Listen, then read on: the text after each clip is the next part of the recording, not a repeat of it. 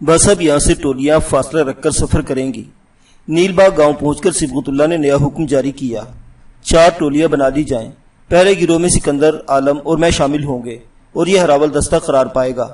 ہر ٹولی کا دوسری سے فاصلہ 1 فرلانگ سے کم نہیں رہے گا۔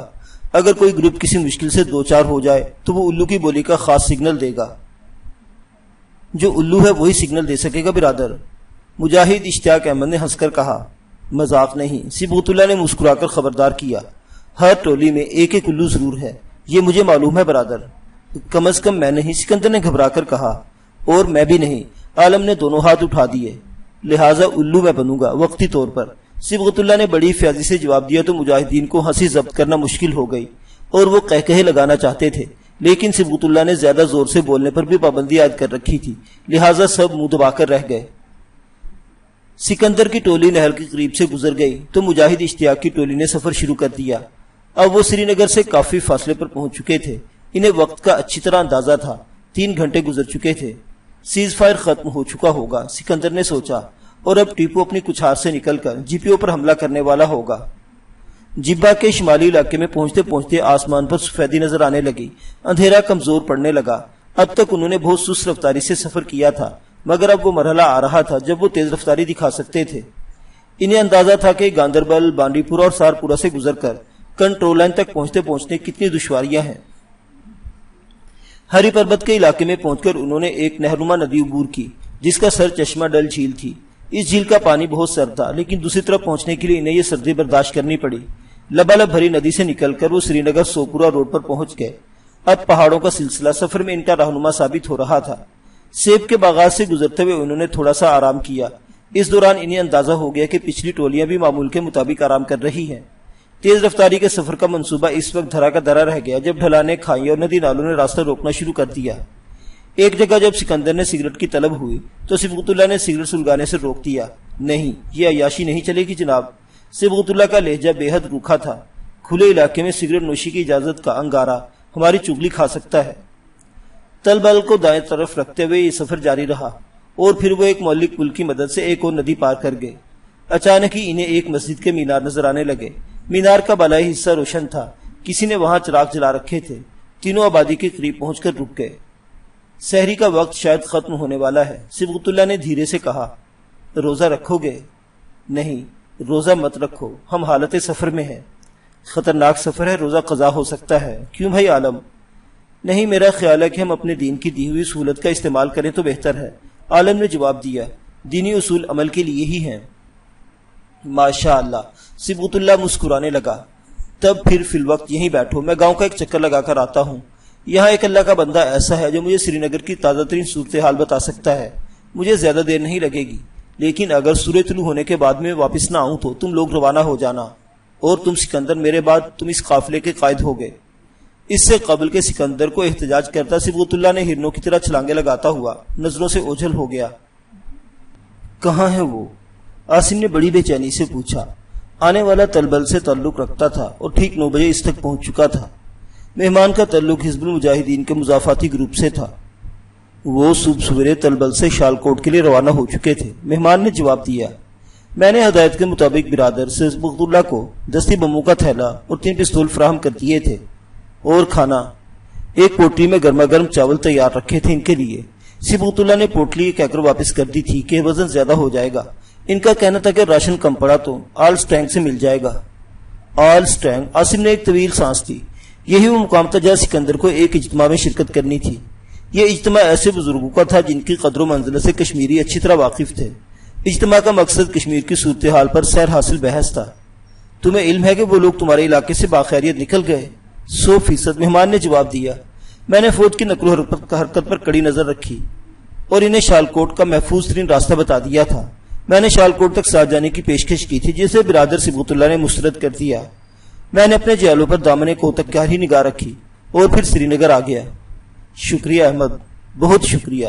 ایک خوشخبری مجھ سے سن لو، تمہیں تلبل میں ایریا کمانڈر بنایا جا رہا ہے اور اس طرح کئی اور علاقے تمہاری ذمہ داری بن رہے ہیں۔ اللہ مجھے سرفراز فرمائے۔ احمد نامی مہمان نے سر جھکا دیا۔ آمین ثم آمین۔ عاصم نے اسے گلے سے لگا لیا۔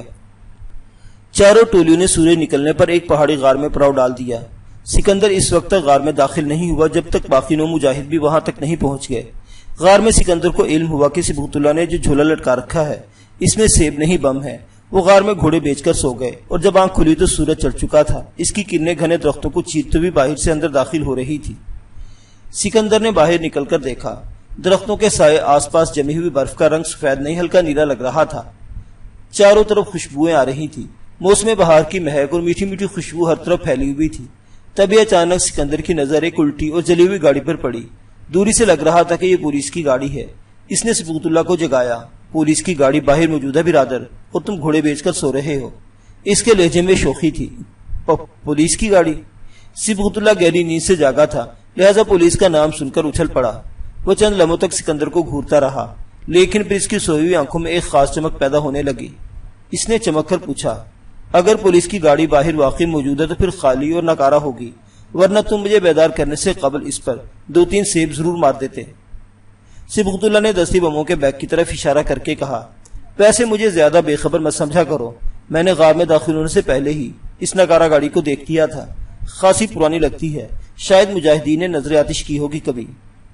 اچھا چلو ٹھیک ہے، مان لیا تمہیں کہ تم بہت باخبر شخص ہو، سکندر نے بڑے پیار سے کہا۔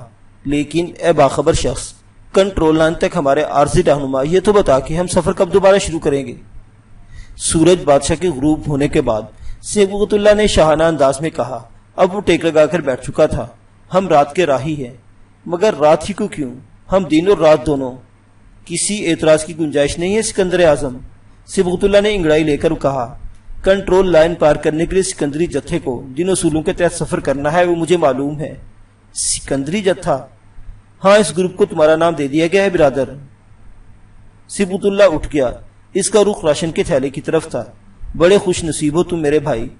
ایسے گروپ کو صرف ان لوگوں کا نام دیا جاتا ہے جو جہاد میں اہم ترین کردار ادا کر رہے ہوں، اور مجھ جیسے باخبر شخص کو تو یہ بھی معلوم ہے کہ افغانستان کے کسی محاذ پر یا محاذ سے ذرا دور سکندری کیمپ بھی قائم ہو چکا ہوگا جہاں تم تربیت حاصل کرو گے۔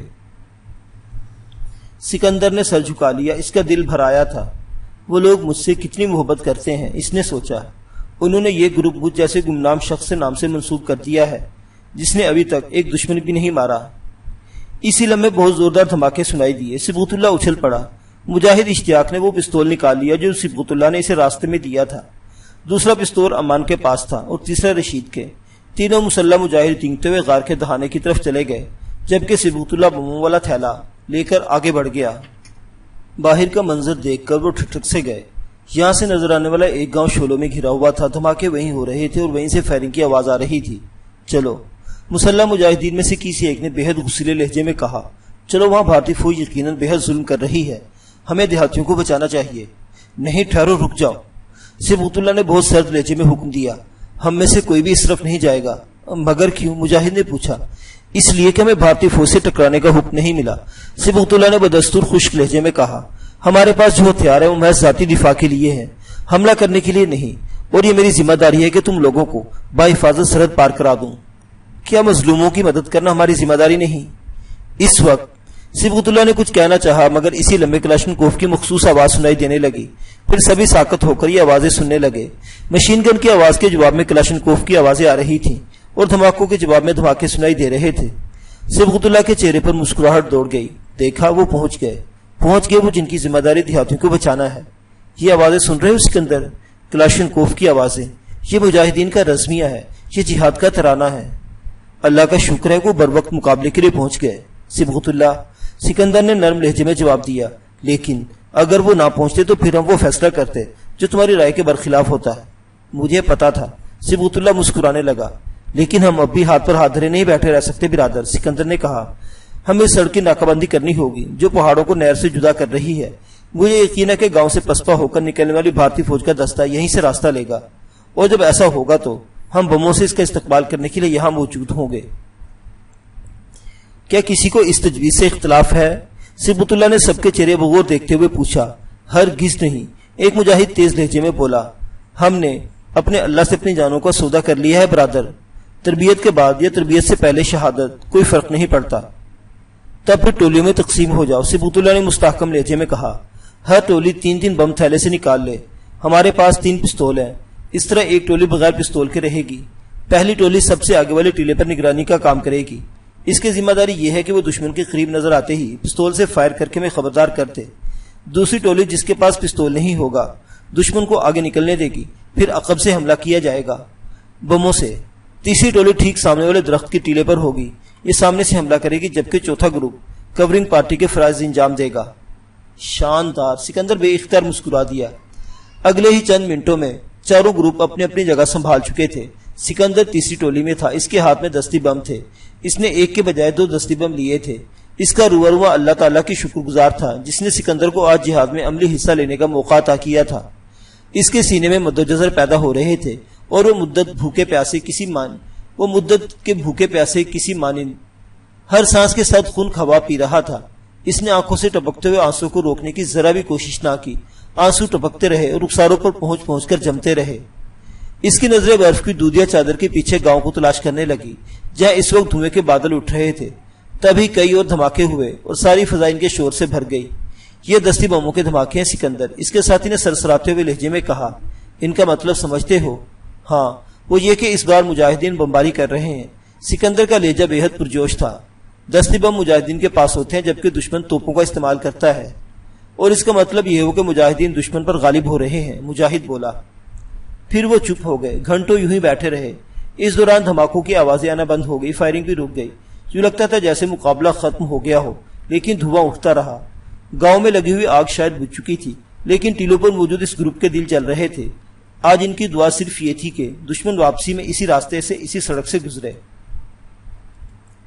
مثلث نما گھاٹی میں اس وقت ان کی ساری توجہ اس پتلی سی سڑک پر تھی جو پہاڑوں اور نہر کے درمیان کسی سیاہ ناک کی طرح گزر رہی تھی، ایسے ناک کی طرح جس کی کینچلی پر جگہ جگہ سفید دھبے ہوں۔ سورج نے جلد ہی مغرب کا رخ کر لیا، اس کا جھکاؤ واضح طور پر مغرب کی سمت ہو گیا تھا۔ اس وقت انہیں مخالف سمت سے ایک گاڑی آتی ہوئی نظر آئی، یہ گاڑی بری طرح دھواں چھوڑ رہی تھی۔ وہ چوکنا ہو گئے، ان کی آنکھوں میں چمک دوڑ گئی۔ دشمن! سکندر کے ساتھی نے سرگوشی کی۔ نہیں، سکندر بولا، یہ دشمن نہیں ہو سکتا، ورنہ صرف گاڑی نظر نہیں آتی، ہمارا دشمن قافلے کی شکل میں نکلتا۔ تب پھر ممکن ہے کہ مجاہدین ہو، سکندر نے جواب دیا۔ اہم بات یہ کہ گاڑی گاؤں کی طرف سے نہیں آ رہی، ہو سکتا ہے کہ گاؤں کے قریب مجاہدین کے لیے کمک ہو۔ پھر بھی ہوشیار رہو، مجاہد ساتھی نے ہلکے سے کہا۔ یقیناً، سکندر بولا۔ اسی اثنا میں سامنے والے ٹیلے سے صبغت اللہ اترتا ہوا دکھائی دیا۔ وہ بالکل تنہا تھا، شاید اس نے اپنا پستول بھی ٹیلے پر چھوڑ دیا تھا۔ ارے یہ کیا کر رہا ہے؟ سکندر بوکھلا کر بولا۔ اس کا رخ تو سڑک کی طرف ہے، کیا کرنا چاہتا ہے یہ؟ صبغت اللہ بھی شاید اسی نتیجے پر پہنچا ہے جس کا تم اظہار کر رہے تھے برادر، ساتھی نے ہنس کر کہا۔ بلکہ اس کو پورا یقین ہے کہ گاڑی مجاہدین کی ہے اور وہ اسے روکنے کے لیے جا رہا ہے۔ اللہ مالک ہے اس کا، سکندر نے طویل سانس لے کر کہا۔ اسی لمحے صبغت اللہ ٹیلے سے اتر کر سڑک پر پہنچ گیا اور اس کے دونوں ہاتھ فضا میں بلند ہو گئے۔ دھواں اگلتی گاڑی کی رفتار سست ہونے لگی اور پھر صبغت اللہ کے قریب پہنچ کر اس طرح رکی جیسے اسے کسی سے پیچھے سے کھینچ لیا ہو۔ گاڑی کا ڈرائیور کھڑکی سے منہ نکال کر اب صبغت اللہ سے کچھ کہہ رہا تھا۔ کیا کہہ رہا ہے یہ اس سے؟ وردی پوش تو نظر نہیں آتا کوئی، سکندر نے ہولے سے کہا، اور پھر حیرت سے اس کی آنکھیں پھٹی رہ گئی۔ ٹرک کے عقبی حصے سے کم از کم 1 درجن افراد اتر کر صبغت اللہ کے ساتھ اسی کے ٹیلے کی طرف آ رہے تھے۔ وہ سب کے سب مسلح تھے، کلاشن کوف ان کے کندھوں پر جھول رہی تھی، سینوں پر میگزین کی پیٹیاں تھیں، بعض کے پہلو میں ریوالور بھی نظر آ رہے تھے۔ یہ سب مجاہد ہیں برادر، ہمارے اپنے۔ سکندر کی آنکھوں میں نمی اترنے لگی۔ دیکھا تم نے؟ ارے یہ تو چال ڈھال سے ہی مجاہد لگ رہے ہیں۔ اس کی آواز جوش مسرت سے کپ کپانے لگی۔ سکندر! کسی نے اسے نیچے سے پکارا۔ اس آواز پر وہ پلٹ کر دوڑتا ہوا نیچے اتر گیا۔ یہ آواز جانی پہچانی تھی، اسے یوں لگا جیسے وہ خوشبوؤں کے بادل میں تیرتا ہوا ٹیلے سے اتر رہا ہو۔ احسن بھائی! وہ پکارنے والے سے لپٹ گیا۔ یہ احسن ڈار تھے، مجاہدین کے کمانڈر، وہ جن کی دلیری کے قصے زبان زد عام تھے۔ میرا بھائی! احسن ڈار نے اسے سینے سے لگا لیا۔ تو اب میرا سکندر بھی ادھر جا رہا ہے، انہوں نے ہنس کر کہا۔ ہاں، اب زیور پہنے بغیر لطف نہیں آتا زندگی کا، سکندر نے احسن ڈار کی کلاشن کوف پر ہاتھ پھیر کر کہا۔ میں نے کہا کہ جب سب کے سب دھائیں دھائیں کر رہے ہیں تو میں وائرلیس سے عشق کیوں کرتا رہوں؟ وائرلیس بھی بڑے کام کی چیز ہے سکندر، احسن ڈار نے مسکرا کر کہا۔ اور یہ کام کی چیز میں عاصم کے حوالے کر آیا ہوں، سکندر بولا۔ پھر اس نے گاؤں کے بارے میں پوچھنا شروع کر دیا۔ احسن ڈار نے بتایا کہ وہ گاؤں کا محاصرہ توڑ کر نکل جانے والے ایک مخبر کی اطلاع پر اس طرف آئے ہیں۔ حالات سے ایسا لگتا ہے کہ جیسے وہاں جنگ بندی ہو گئی ہے یا بھارتی فوجی پسپا ہو چکے ہیں۔ احسن صاحب کی نظریں گاؤں سے اٹھنے والے دھوئیں پر جمی ہوئی تھی۔ ہم اب وہاں محض اس لیے جائیں گے کہ بھارتیوں کو ان کی پسپائی کے دوران زیادہ سے زیادہ نقصان پہنچا سکیں۔ یہی کام ہم کرنا چاہتے تھے جناب، صبغت اللہ نے کہا۔ گڈ، احسن ڈار بولے، لیکن کیا تمہیں اندازہ تھا کہ مکمل مسلح بھارتی دستے کا مقابلہ 3-4 پستول اور درجن بھر بم نہیں کر سکتے؟ ہمیں اس کا اندازہ تھا، سکندر نے جواب دیا، لیکن ہم اس کھیل میں خاموش تماشائی بھی تو نہیں بن سکتے تھے۔ ہم نے وہی کرنے کا ارادہ کیا جو ہمارے بس میں تھا۔ اسی وقت احسن ڈار کے دائیں ہاتھ پر کھڑے مجاہد کے سینے سے عجیب و غریب آوازیں آنے لگی۔ سکندر چونک اٹھا، لیکن پھر ایک طویل سانس لے کر مسکرانے لگا۔ احسن ڈار مجاہد کے سینے سے وائرلیس کا پیس نکال رہا تھا۔ ڈار سلام کہتا ہے، کون؟ دوسری طرف سے ایک نسوانی آواز سن کر سکندر اچھل پڑا۔ جی امی، احسن ڈار نے بڑی سنجیدگی سے کہا۔ جی ہم ادھر ہی جا رہے ہیں، خیریت تو ہے؟ کیا ہوا؟ اچھا تو شمس بھائی کے گھر سیب کم پڑ گئے ہیں، ان سے کہیے ذرا کفایت سے کام لے۔ ٹھیک ہے، ہاں میں سن رہا ہوں۔ شمس بھائی سے کہیں کہ وہ آگا جانے کے کھیت سے بوریاں بھر لیں۔ سکندر ہمنکو کی طرح یہ سب کچھ سن رہا تھا۔ سلام برادر، وائرلیس پر ایک مردانہ آواز آنے لگی۔ خالہ کے گھر کب آ رہے ہو؟ ذرا ایک دعوت نمٹا دوں، پھر وہیں کا پروگرام ہے، احسن ڈار نے جواب دیا۔ سکندر سمجھ گیا کہ کمانڈر کا اشارہ اس گاؤں کی جانب تھا جہاں سے انہیں مدد کے لیے پکارا گیا تھا۔ وہ گاؤں میں مارکا سر کر کے ہی خالہ کے گھر جانے کا ارادہ رکھتے تھے، لیکن خالہ کون ہے، یہ سوال سکندر کے ذہن میں بار بار ابھر رہا تھا۔ اس سوال کا اس کے پاس کوئی جواب نہیں تھا۔ اسے معنی احساس ہوا تھا کہ تحریک جہاد کشمیر کے بارے میں اسے کچھ معلوم نہیں۔ وہ کنویں کا مینڈک ہے۔ اسے تو یہ بھی پتا نہیں تھا کہ وائرلیس پر احسن ڈار سے رابطہ کرنے والی خاتون کون ہے۔ وہ سوچنے لگا کہ میں جو خود کو سیاسی شعبے کا ماہر سمجھتا ہوں کچھ بھی نہیں جانتا، یہ بھی نہیں کہ عسکری میدانوں میں کمیونیکیشن کا کام کشمیری خواتین بھی کر رہی ہیں۔ ٹھیک ہے، تم دعوت میں ضرور جاؤ اور طبیعت ہری کر دو ان کی، دوسری طرف سے کسی نے چہک کر کہا۔ لیکن بھائی ذرا ہمارا بھی خیال رکھو، ہماری فصل خراب ہو گئی ہے، سیب ختم ہو چکے ہیں، اب کس چیز کا مربع بنائیں؟ میں شمس بھائی سے کہہ دوں گا کہ وہ تمہیں سیب بھیج دے، فکر مت کرو، فصل خراب ہوتی رہتی ہے، بس آئندہ فصل کا خیال رکھنا۔ یقیناً برادر، دوسری طرف سے جواب دیا۔ بس یہی کہنا تھا، تب پھر اللہ بیلی، احسن ڈار نے مسکرا کر کہا۔ یوں رابطہ منقطع ہو گیا۔ سکندر صرف یہی سمجھ سکا کہ کسی گروپ نے دستی بموں کی فرمائش کی ہے اور احسن ڈار نے ہدایت کی ہے کہ وہ شمس الحق سے بم لے لے۔ ہم گاؤں کی طرف جا رہے ہیں اور میرا مشورہ ہے کہ تم لوگ اپنے پروگرام کے مطابق کنٹرول لائن کی طرف سفر کرتے رہو، احسن ڈار نے سکندر کے شانے پر ہاتھ رکھ کر کہا۔ شکریہ کمانڈر، سکندر بولا۔ اب ہم کو یہ قلق نہیں رہے گا کہ ہم دیہات والوں کو بے سہارا چھوڑ کر جا رہے ہیں۔ کشمیری عوام بے سہارا نہیں ہے برادر، اللہ ان کے ساتھ ہے، احسن ڈار بولے۔ اور پھر اچانک ہی انہوں نے پلٹ کر اپنے ساتھی سے کہا، آزاد سرزمین کی طرف جانے والوں کو زیادہ راہ نہیں دو گے حنیف؟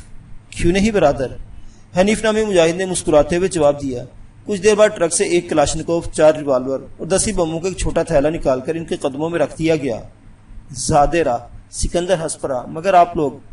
ہاں تمہیں اس کی ضرورت ہے اور یہ سامان ہماری ضرورت سے زیادہ ہے، احسن ڈار نے جواب دیا۔ خدا کرے کہ تم لوگ اس کا بہترین استعمال کرو اور پھر کنٹرول لائن پر مقبوضہ کشمیر کی طرف آنے والے کسی گروپ کو بطور تحفہ پیش کر سکو۔ آمین، سب نے دعا کے لیے ہاتھ اٹھا دیے۔ کچھ دیر بعد دھواں اگلتا ہوا ٹرک بل کھاتی ہوئی سڑک پر گاؤں کی سمت جا رہا تھا اور صبغت اللہ بڑے جوش اور ولولے کے ساتھ ایک نوجوان کو سمجھا رہے تھے کہ کلاشنکوف کس طرح چلتی ہے۔ اس بار ایک ریوالور سکندر کو بھی ملا تھا، مگر اس ہدایت کے ساتھ کہ اگر گولی ضائع ہونے کا خدشہ ہو تو گولی نہ چلائی جائے۔ نشانہ 100% درست ہونا چاہیے سکندر، صبغت اللہ نے کہا تھا۔ مگر مجھے تو نشانہ لینا ہی نہیں آتا۔ تب پھر نشانہ لینا سیکھو، صبغت اللہ نے خشک لہجے میں کہا۔ معزز سامعین حضرات، جد و جہد آزادی کشمیر کے ابتدائی دور کی یہ ولولہ انگیز داستان ابھی جاری ہے۔ بقیہ واقعات اگلی قسط میں دیکھتے رہیے۔ اردو داستان۔ اللہ حافظ۔